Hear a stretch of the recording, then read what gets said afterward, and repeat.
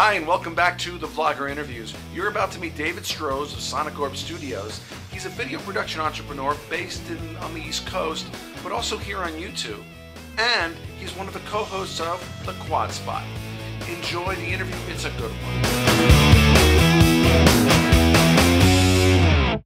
How did your YouTube journey begin? I started my YouTube career, or whatever you want to call it, back in 2006 was my first account. And it's not the current one that I started, but, you know, it was a place to put videos, a lot of random, crazy stuff. I don't even remember why I really had an account. I guess I had one just to have one. But at the beginning of 2008, January 1st, I started SonicOrbStudios, and it was put out there to match my title, which is my audio recording, my audio-video production studio title. And so I wanted somewhere where I could put all of these videos and sort of put them in a professional way. So I like to teach people how to work with different production hardware and software. And I know a lot of software myself, being I'm in the field of audio and video production. So I started doing these screencast tutorials on different production software and such. And, you know, the users have given me some outstanding feedback. I've gotten a lot of subscribers out of it, a lot of repetitive views, and you know, it makes me happy that I'm able to help out so many people with my tutorials and tips and tricks, and moving on with product reviews now. So when you started putting these tutorials up there, was the purpose to was it just basically to promote what your offline work was, or how did it evolve in that way? Well, I think of SonicOrbStudios locally as a production company to actually make physical video for people. Remotely on the internet, I think of it as a way to sort of help others and show whoever's looking at my business that I know what I'm doing, I know what I'm talking about, not that I just do these videos just to do them. Right. You know, another thing is I looked into lynda.com, a popular subscription-based site, to get training on different software, and, you know, tried to sign up to work there, and you need, of course, a teaching degree. So I guess another reason why I started the YouTube video tutorials is, you know, I'm going to help people out, and hey, if I'm not going to get paid through lynda.com, I'm going to get paid through Google Analytics or whatever else, and just help people for free on their side, you know. I found that's a better way to do it. Now, how's your YouTube activity sort of changed your approach to what you see your company is evolving into? Not so much. I mean, I still keep the aspect of, when it comes to physical work here from the studio, it's hardware based and producing videos for local companies. When it comes to YouTube, I'm helping the masses around the world when it comes to software and tips and tricks, product reviews. So, but I mean, do you see that as that aspect of your company, of your efforts, sort of increasing and growing as a larger part of what you do? Yeah, I definitely would. You know, going online and doing multiple different things, it helps, I'd say, any company grow. And for me, I definitely have seen growth there, doing all this online stuff as well. I mean, do your local customers know a lot about what you're doing online, or is it two separate things?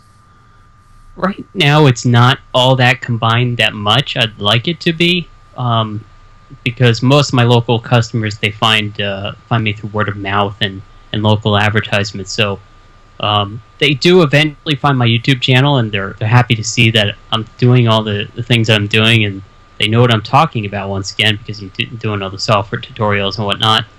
And so I guess that helps them be reassured that they know I know what I'm talking about, and I can produce a video for them. So yeah, they're sort of separate, but I think eventually it's going to merge together a little bit better. And let's talk about the evolution of QuadSpot. How did that evolve? The QuadSpot started out as an interesting idea. We're all on Google Hangouts, a bunch of our team members, Randy Day, myself, Jay, and Steve, and we recently introduced Dano as a temporary fill-in, but we were all on a Hangout, and we were like, you know, collaboration is key when it comes to YouTube if you want to get great views. Everyone really knows that. And we decided we're going to do a collaborative type channel. And we decided, hey, we all love YouTube, we know YouTube, let's talk about YouTube. And one of the pet peeves that we sort of found out is when you search for smaller YouTubers, they're hard to find, especially through YouTube search. So we wanted to find them in different ways by chatting in different forums or the Social Blade chat room recently, and just bring those small YouTubers that have the great content in our mind, bring them up to the top and sort of get the word out to everyone else. And what do you focus on in these? I mean, what's the style of what you guys do? For people, well, the style of our interviews is actually quite relaxed. I wouldn't even call it an interview. I mean, if you guys go to the QuadSpot on YouTube right now, you see all of our outtakes, which are pretty much pre the show recording. We'll hit record and we'll spend like 10 minutes just, I don't know, just being goofy. And, you know, that's our sort of style. We warm up like that. We talk to our guests, not as a guest, but as a friend, and we sort of get the word out there. I think it probably also, one of the things that I think it does, from my perspective, is that it gives people a sense of what the community is all about as well. I would definitely agree, yeah. I noticed there's a QuadSpot UK. Is that related to you guys? The QuadSpot UK started off when they heard what we were doing, and they liked the idea. So we gave them permission to take anyone outside the U.S. and sort of do their interviews. So they handle the people outside the U.S., so that way we don't have to interview people at 3 in the morning their time, which is 10 at night over here. It just works out. So yes, they are a separate company, and we are aware if they're not copying our style, people, because we have gotten multiple emails. Hey, there's this other group out there called the QuadSpot UK. I think they're copying you. No, we gave them permission. They're good to go, guys. So, I mean, what is your intention? I mean, how are you growing that channel? I mean, what's the you had a pod? You still have to do a podcast? Yes, it's a podcast, so it's available audio and video versions. Audio is on all the popular sites such as your RSS readers. You can subscribe there. It's on iTunes. But the main focus that we like to push is the video feed, being that it's a YouTube-based sort of podcast talking about YouTube and YouTubers. We like to focus on YouTube advertising, show people the face to the voice, you know, and sort of just get the name out about that YouTube channel that we're interviewing. So, you know, you said but let's step back a little bit. You said you've been on YouTube since 2006, so pretty early on. How have you seen it evolve over the last, about 7 years? You know, when I started my first account back in 06, and I think I ran it to about 07, I didn't really pay much attention to it. It was just something to put videos up every now and then. I think back then my main focus was still on MySpace, which I used for the longest time as quote, my website.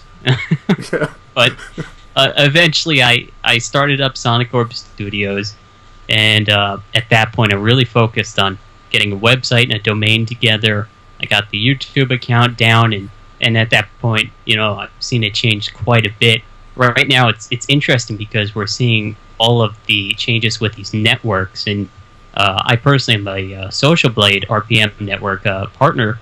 And you know, the reason why I went with that is particularly for the, I guess, the backup support against click bombing, which you've also heard a lot about on YouTube these days. So, you know, that's my main reason to switch over for that.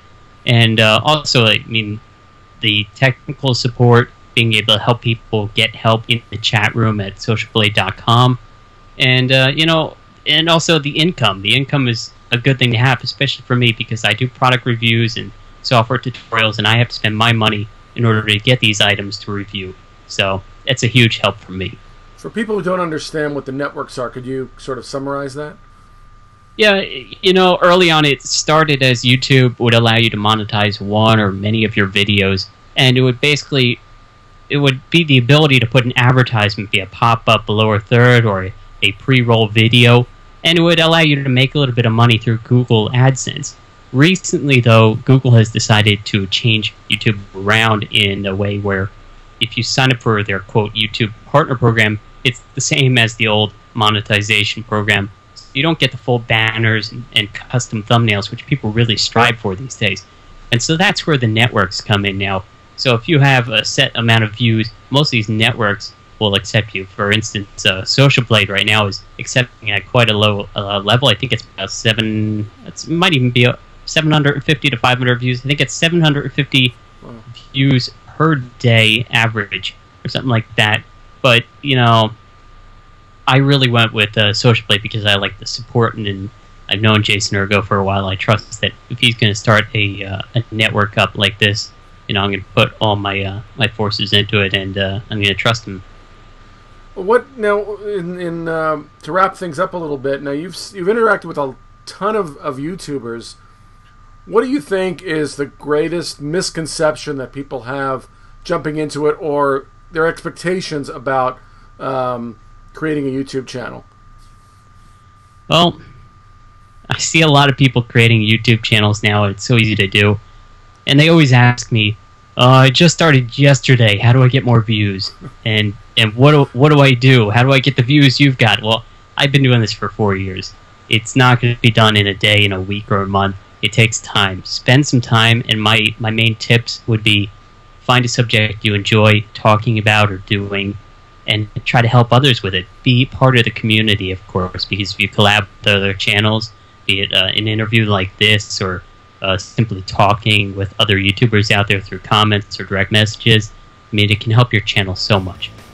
Thank you, Dave. Remember, you can check him out at SonicOrbStudios. Make sure you also check out the QuadSpot. I will have the links below. You can check me out here, and you can follow me on Twitter at QuickFlix.